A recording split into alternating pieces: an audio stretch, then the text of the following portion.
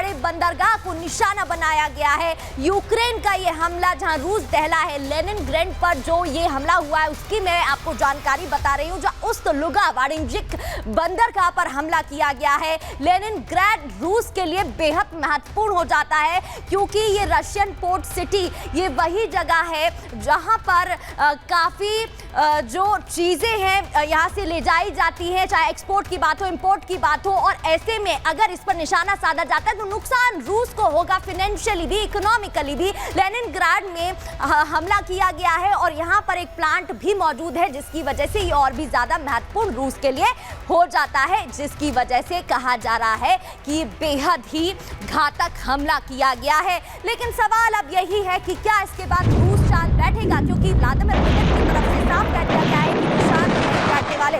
अब ये तस्वीरें आप देख रहे हैं, जो हमला हुआ था उसकी तस्वीरें आपको दिखाते हैं। यूक्रेनी सैन्य ठिकानों पर रूसी हमला।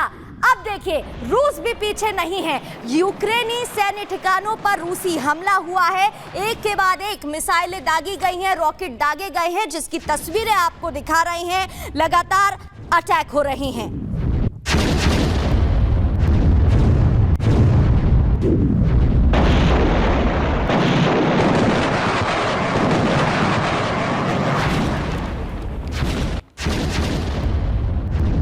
तस्वीरें आपने देखी। अब आपको यह भी बता दें कि रूसी सेना ने यूक्रेन पर ड्रोन अटैक किया है। BMP-2 वाहन पर सैनिक सवार थे। जहां यह अटैक हुआ है, कई यूक्रेनी सैनिकों की मौत का दावा भी किया जा रहा है। तो ये एक और बड़ी खबर, जहां रूसी सेना का यूक्रेन पर ड्रोन अटैक, एक तरफ जहां यूक्रेन पर रॉकेट मिसाइलें दागी गई, तो BMP-2 वाहन पर जो सैनिक सवार थे उन पर भी हमला हुआ है। और इस बीच कई जो सैनिक हैं उनकी मौत की खबर भी सामने आ रही है, इसका भी दावा किया जा रहा है।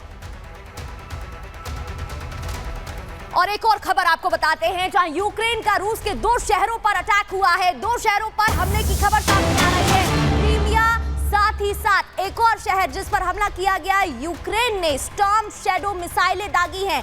इस दौरान इस मिसाइल का इस्तेमाल किया गया है, कामिकेज ड्रोन का भी इस्तेमाल किया गया है। हमले में नेपच्यून मिसाइलों से भी प्रहार किया गया है। अब ये बड़ा सवाल है, क्योंकि देखिए हथियारों के लिए कहा जा रहा है, यूक्रेन 2025 के लिए भी पूरी तरीके से यही तैयारी कर रहा था कि वो अपने ही देश में हथियारों को सप्लाई कर सके, हथियारों को बना सके और उसे किसी की मदद ना लेनी पड़े। इसके लिए ज़ेलेंस्की ने बयान भी दिया था और ज़ेलेंस्की इसको लेकर तैयारी भी कर रहे थे। अब एक के बाद एक ये जो हथियार आ रही हैं वो कहां से आए हैं, और पहले ही यूक्रेन इसको लेकर मजबूत है, और भी मजबूत हो सके इसलिए फ्रांस से भी वो मदद ले रहा है। एक के बाद एक अटैक यहाँ पर किए गए हैं। और इतना ही नहीं, रूस यूक्रेन जंग में फ्रांस यूक्रेन के साथ है। जी हां, जिस बी प्लान की मैं बात कर रही थी, जिस बी टीम की बात मैं कर रही थी, वो फ्रांस ही है, जो कि यूक्रेन के साथ रूस यूक्रेन जंग में खड़ा हुआ है। पहले हालांकि फ्रांस की तरफ से कोई बयान सामने नहीं आया था इसको लेकर, लेकिन अब साफ कर दिया गया है, फ्रांस यूक्रेन के साथ पहला मिराज 5F सुपरसोनिक जेट भेजेगा। दरअसल France Mirage 5F supersonic jet Ukraine को भेजने वाला है, एक और हथियार जो कि यूक्रेन को सौंपेगा फ्रांस, जिससे कि वो मजबूत होगा। तो एक तरफ जहां अमेरिका में डोनाल्ड ट्रंप के शपथ लेने के बाद समीकरण बदल सकते हैं, कई संकेत मिल रहे हैं और कई सवाल भी है, क्या डोनाल्ड ट्रंप उसी पॉलिसी पर चलेंगे जिस पर बाइडेन चलते आए हैं और यूक्रेन की मदद करते आए हैं। अब बी प्लान यानी कि फ्रांस भी साथ है यूक्रेन के, और मिराज 5S क्या है ये भी आपको बताते हैं कि इस हथियार की विशेषताएं क्या है।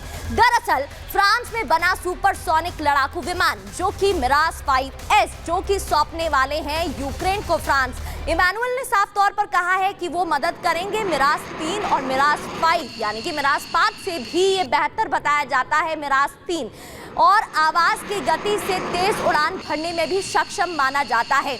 विमान की बात अगर इसमें 2335 किलोमीटर की करें तो ये 2335 किलोमीटर प्रति घंटे की रफ्तार से क्षमता रखता है चलने की, और कई तरह के हथियार लोड करने की भी क्षमता इसमें है।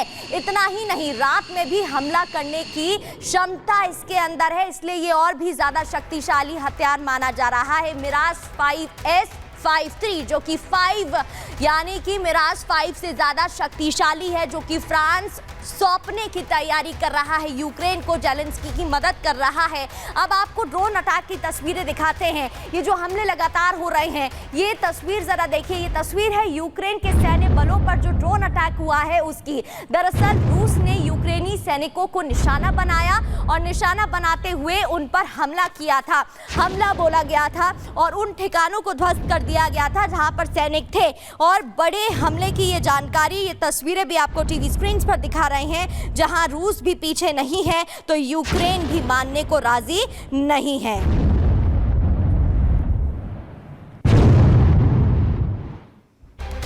तो देखिए, जेलेंस्की के पास ज्यादा विकल्प अब नहीं है, क्योंकि रूस जिस तेजी से आगे बढ़ रहा है उससे एक बात तो साफ है कि यूक्रेन के पास ज्यादा वक्त नहीं बचा है।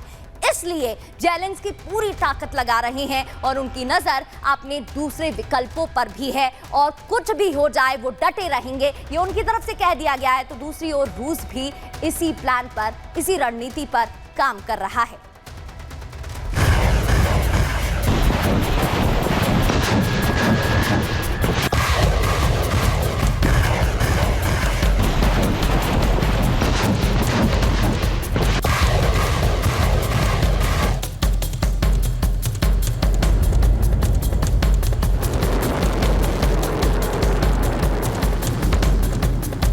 जेलेंस्की ने प्रण ले लिया है, वो फैसला ले चुके हैं।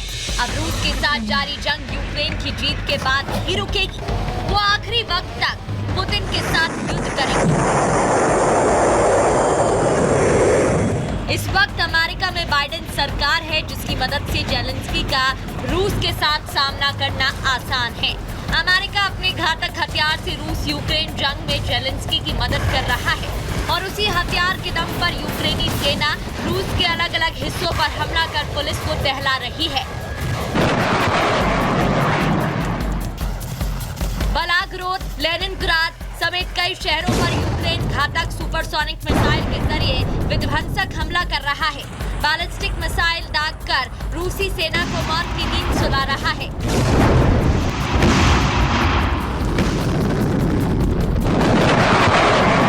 सिर्फ अमेरिका ही नहीं, फ्रांस भी अपने वायुवीर के जरिए यूक्रेन की मदद कर रहा है और रूस के इरादों को पस्त करता नजर आ रहा है।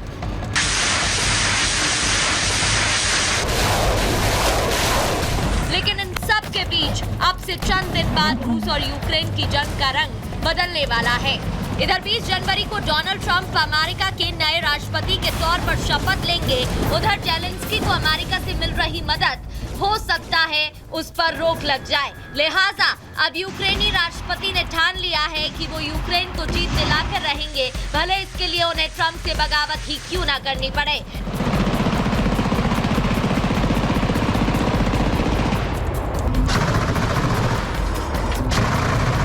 जेलेंस्की ने बिना अमेरिकी मदद के युद्ध लड़ने की तैयारी शुरू कर दी है। यूक्रेन का पूरा फोकस यूरोपियन देशों से हथियार आयात करने पर नहीं, बल्कि अपनी सरजमी पर हथियार बनाने पर है।